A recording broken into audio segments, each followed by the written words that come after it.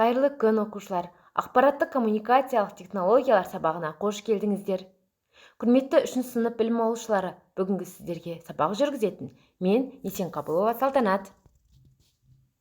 Оқушылар, жақсы көңіл-күй қалыптастыру үшін ең алдымен мен өлең жолдарын оқимын, сендер іс-әрекетпен көрсетіңдер. Даламдай кең пейілім, жүрегім толы мейірім, күн нұрындай көңілім, бәріңе ортақ шуағым. Барлықтарың орындадыңдар деп ойлаймын. Ендеше бүгінгі жаңа тақырыпты анықтау үшін Мюнхенберг әдісі арқылы көптеген әріптер арасында тұтас сөздер бар. Тез оқи отырып, жаңа тақырыбымызды анықтап көріңдер. Сонымен бүгінгі біздің жаңа тақырыбымыз аралас құжат құру.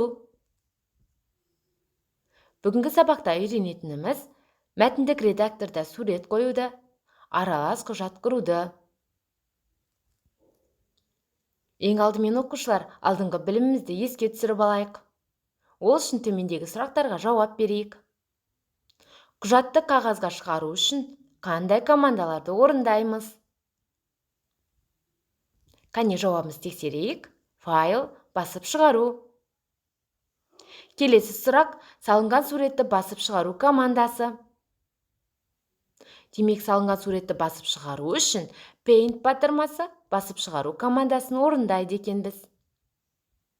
Үшінші сұрағымыз, USB сымы дегеніміз не? Компьютер мен принтерді жалғауға арналған сым. Барлықтарың жауаптарың менің жауабыммен сәйкес келді деп ойлаймын.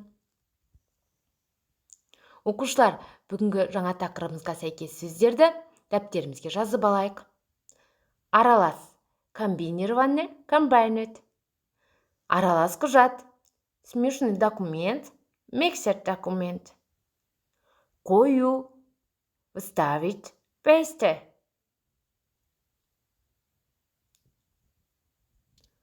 Барлықтарың дәптерлеріңе жазып алдыңдар деп ойлаймын. Аралас құжат дегеніміз не? Қалай ойлайсыңдар? Демек, аралас құжат дегеніміз WordPad редакторында жазылған мәтінімізге сурет орналастырылатын болсақ, біз мұндай құжатымызды аралас құжат деп атайды екенбіз. WordPad редакторында суретті қалай қоюға болады? Яғни, WordPad редакторында сурет қалай қоюға болатындығын, қандай командалар орындайтынымызды білу үшін барлығымыз видеоға назар аударайық.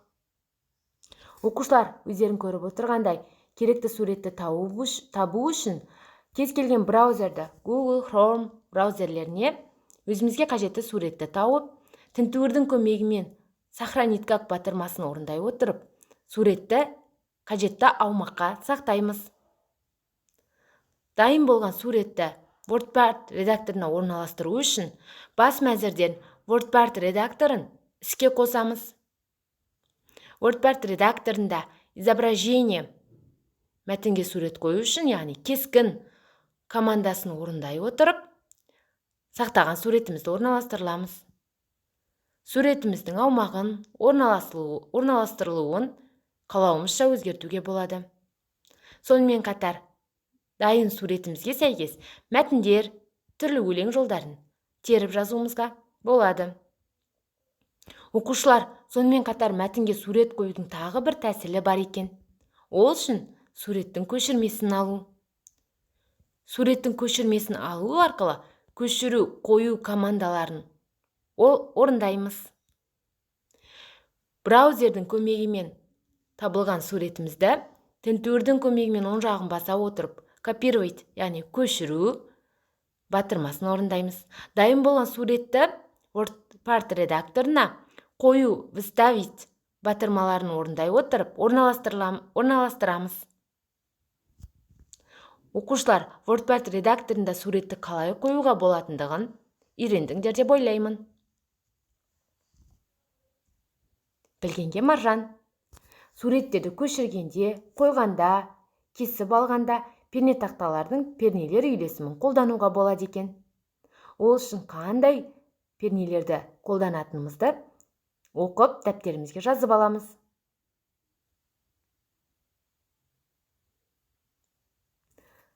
жазып болған болсақ, ары қарай компьютердегі тәжірибелік тапсырманы орындайық.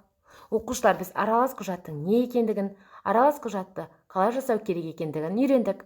Ендеше алынған ақпараттарымызды қолдана отырып, тапсырманы орындап көрейік. Ол үшін көктем тақырыбында WordPad редакторында жұмыс жасайтын боламыз. Ең алдымен WordPad бағдарламасындағы PowerPoint графикалық редакторын қолдана отырып, графикалар мен сурет саламыз. Суретті түстер палитрасын пайдаланып бояймыз. Мәтін теру ережесін сақтай отырып, көктем болды алақай, қуанар барлық балақай. Көктемде жаңбыр болады, бақшаға гүлдер толады өлең жолдарын теріп жазамыз. Жасаған жұмыстарыңды сақтаймыз. Сақталған құжатты пән мұғалімдеріне жолдаңдар. Оқушылар, барлықтарың әдемі сурет салып, берілген тапсырманы орындай алдыңдар деп ойлаймын. Жасаған жұмыстарыңды пән мұғаліміне жіберуді ұмытпаңдар. Ендеше алынған ақпараттарды еске түсіре отырып, берілген екі суретті салыстырып көріңдер. Аралас құжат және мәтіндік құжат. Оқушылар, аралас құжатты құру тиімді ме? Қалай ойлайсыңдар?